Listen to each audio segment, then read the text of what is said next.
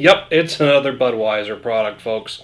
I am the Mighty Plantain with Boosh in tow, and we are taking a look at Budweiser's Freedom Reserve Red Lager. And that's been on the commercials for quite a while now. Yeah, it's been out for a little while, and we're just now getting around to it. And it's supposed to actually be on all summer, too, actually. That's good. That's good. Now, $1 of every case of this sold. Now, case is 24 bottles, so 4 6-packs. Well, that could be also a 6-pack. I mean, a 12-pack. Well, it says $1 of every case, so I'm taking it literally as case. Right, which a case is 24. Yeah, but $1 of every case sold goes to Folds of Freedom, so not a half-bad little project there. If Dog Tag Brewing isn't being sold in your area, this is a nice alternative. Donates to a worthy cause. But yeah, the Freedom Reserve Red Lager is brewed with toasted barley grains for a slightly sweet aroma with a touch of hops, a rich caramel malt taste, and a smooth finish with a hint of molasses, inspired by George Washington's recipe. Yep. So, not a half-bad alternative to regular Budweiser. Now, the other thing is, and we've been seeing it now lately with Budweiser, is they're starting to get into some of the other types and styles of beer. I think they're feeling the pressure. It's not just them, not just Budweiser, Bud Light, whatever. Yeah, they're starting to feel the pressure from the craft beer market, yes. I think. And they're starting to put some other stuff out. I mean, don't forget they also... It's probably stuff that they've experimented with in the past anyway, exactly. and that's the other thing that they're getting to, too. Don't forget they also own Shock Top and a handful of other craft breweries, so... Supposed craft breweries. Yeah, so they're putting a bunch of other beers out there. But take a look at that. That has got a nice reddish-brown color to it. Fairly effervescent. You got a better head on yours than I did. You got a little more aggressive with the pour there. But, yeah. That is really copperish. Yeah, it's got a nice effervescence to it. Look at all those bubbles coming up. It is clear. And you know what? And you know have you ever really compared the Sam Adams glass with a regular pint glass? Not really, no.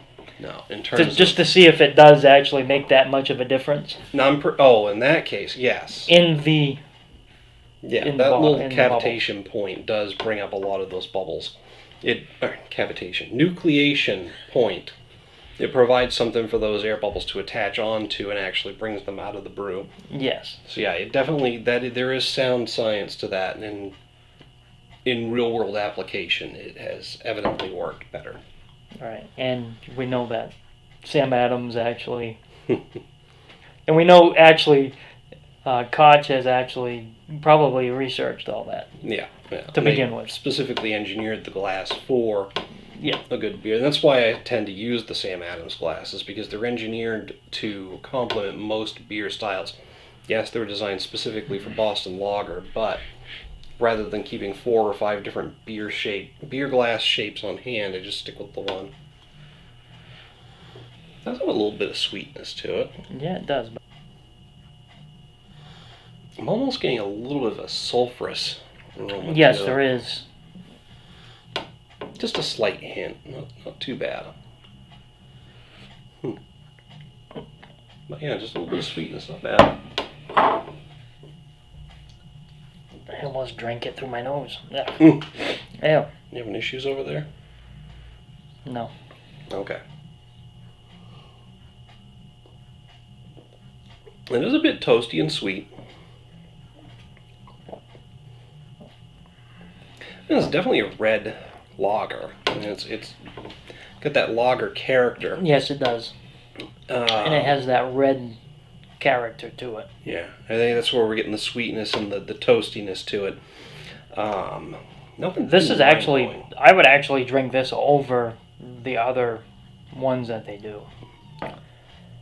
Yeah. I would drink it over Budweiser, and I'd drink it over Bud Light. Any day of the week, absolutely. Yep.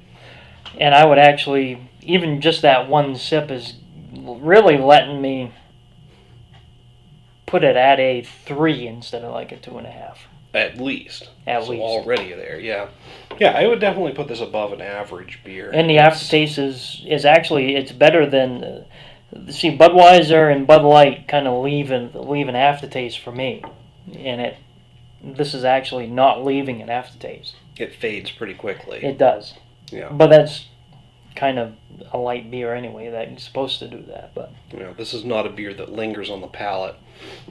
Right. Yeah, it's got that sweetness, that toastiness. I'm not getting much in terms of a hop character. It's got a nice medium mouthfeel. It's got a little more body to it than what I'm used to from a domestic lager.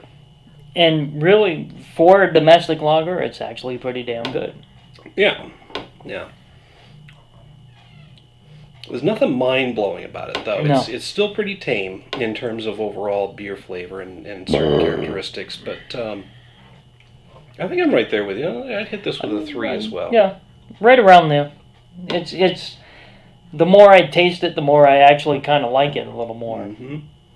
Because on a scale of 1 to 5, a 2.5 is average. So honestly, for a Budweiser product to come in at a slightly above average taste, I think is saying a lot about the beer itself. See, the thing is about Budweiser is they consistently brew. Well, yeah. A good beer, a good 2.5, which is average, and that's why a lot of people actually like it. Is because it's just beer. It's just beer. Yeah, and I'm not gonna lie. Sometimes and there's nothing I'm in the really mood for that. flavor, right? But honestly, if I'm gonna go with something along Budweiser's lines, I'm probably gonna pick up a nice lager from one of the smaller breweries. Right. I'll grab a Sam Adams Boston lager. Right, either a Boston lager, or you might actually do. Well, no, I can't say that because that's a Pilsner. I was going to say a Miller or a Miller Lite, but I do like the Miller Lite over the Bud Light because it does have a little bit more of a hoppy character to it. Actually, Miller Lite has more flavor anyway, I think. Yeah. But yeah, this isn't bad. It's a nice, solid beer, and overall slightly above average in taste. It actually does have a good taste, so. It's got a distinct character to it, which is yes, more it than does. You can say for other Budweiser products. True. So, although Shock Top's not too bad as far as like what you want. They get a little more adventurous. I mean, come on, they've got their pretzel wheat and their fruity beers and a couple of other different, more adventurous things there. They're able to produce that under the Shock Top label because it's not messing with the Budweiser brand. True. Which they're known for, Budweiser, and they don't want to mess with that. But either Budweiser or Michelob. Like I said, they're really feeling the pressure, I think, from the demand for different products, and maybe. Yep. Ooh. And the thing is, as precursor hiccups going here. The thing is that it's just the younger generations are actually wanting more flavor in their beer too. So it's they're having to cater to the market more. Right, and that's what's going to happen later on. Although it's still going to be a big hit with the college with the college groupies, not college, the college frat houses that pretty much just drink to get drunk. And there's nothing wrong with that. And that's right. We still do it once in a while. Exactly. Not as often as we used to, but oh God. So not bad. A solid 3 out of 5 for both of us. Let us know down below in the comments, the email link, if you've had the beer, what you think of it. Any opinions are welcome. Love to discuss it with you. While you're down there, make sure to like and share the video. And don't forget to subscribe so you get a notification whenever a new beer review is released on the channel. Yep. The other one to try out from Budweiser, that was especially one, was the reserve there, the Prohibition Repeal. But I don't think you can get that anymore. I think they're done with that one. So they might come out with it again. And seeing it was actually somewhat of a hit, in a way, but it was another nice solid beer from Budweiser. You know, so if somebody's at home sitting on one, give it a try. Yeah. Till next time, folks. Thanks for tuning in. Cheers. And check out that video. Keep drinking.